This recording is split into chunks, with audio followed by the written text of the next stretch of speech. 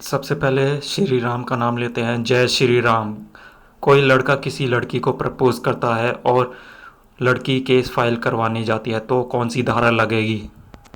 इसका जवाब है, यदि कोई लड़का किसी लड़की को प्रपोज करता है ये तो आईपीसी की किसी भी सेशन के अंडर कोई अपराध नहीं है, इसलिए कोई भी केस फाइल नहीं होगा। किसी लड़का या लड़की को प्रपोज करना अपराध की श्रेणी में नहीं आता, लेकिन बार बार परेशान या टॉर्चर करने पर लड़का और लड़की दोनों शिकायत दर्ज करवा सकते हैं। अगला सवाल है, इंक्वायरी क्या होती है? इसका जवाब है, पुलिस कस्टडी में किसी के साथ कुछ गलत हो जाता है या डेथ हो जाती है तो इंक्वायरी होती है। जुडिशनल मजिस्ट्रेट ही ये कर सकता है। अगला सवाल है, अगर 4 लोग एक शख्स की हत्या करने गए लेकिन चारों में से किसी एक के साथ हाथ से मर्डर हुआ तो आरोपी कौन होगा? इसका जवाब है, इस केस में मर्डर का केस उन चारों व्यक्तियों पर चलेगा, क्योंकि यहाँ चारों व्यक्तियों की मंशा थी उस वक्त की हत्या करना, इसलिए आईपीसी की धारा 302 के मुताबिक चारों व्यक्तियों पर मर्डर केस चलेगा। अगला सवाल है, क्या लड़कों के साथ भी होता है ये?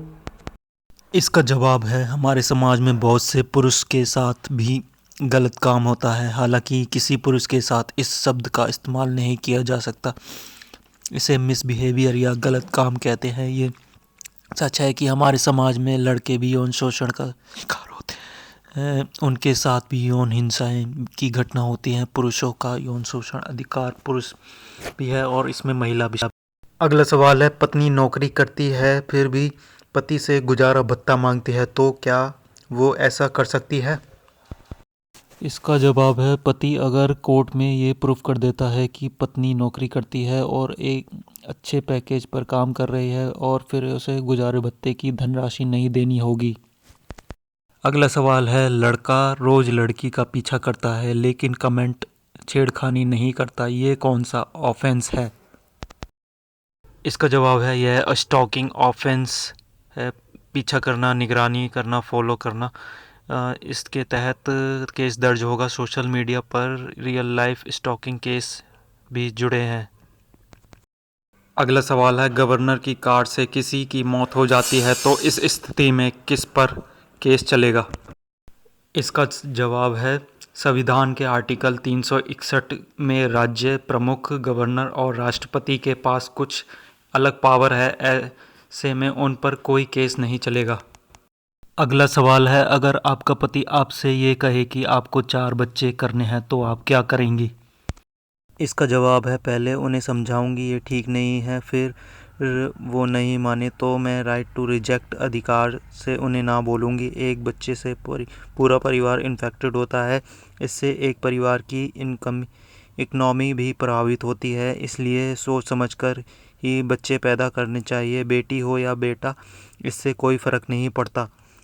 बेटी बचाओ बेटी पढ़ाओ। अगला सवाल है, कोई आदमी किसी गर्भवती के पेट में मार दे तो जिससे बच्चे की मौत हो जाए तो उसे मर्डर केस को होगा या कैपेबल होमिसाइड?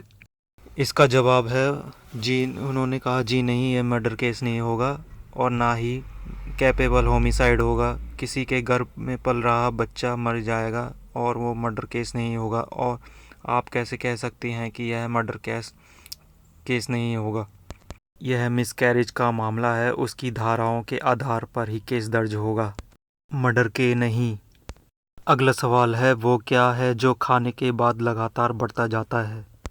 इसका जवाब है, लालच। एक बार किसी को चढ़ जाए तो ये बढ़ता जाता है।